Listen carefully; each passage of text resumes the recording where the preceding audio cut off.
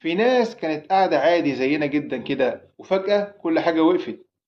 احنا متعودين نصحى كل يوم كأن ده حق مكتسب، نفتح عينينا، نقوم ونشتكي ونزعل ونتخانق ونحب ونقول الحياة صعبة. بس عمرك وقفت لحظة قلت الحمد لله إن أنا النهاردة لسه عايش؟ تخيل كده لو النهاردة ما صحيتش، كل خططك، كل أحلامك، كل زعلك، كل ده خلص.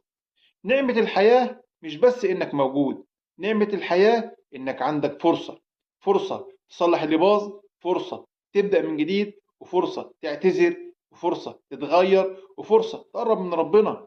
في ناس كتير نفسها ترجع دقيقة واحدة، بس دقيقة واحدة تقول أنا آسف، أو تقول للواحد ما قالتلوش أنا بحبك، أنا بحبك، أو تقول له ربنا يا رب سامحني. وطبعا مفيش حد هيروح ويرجع عشان يقول أنا آسف أو بحبك، هيقول رب ارجعون لعلي أعمل صالحا فيما تركت.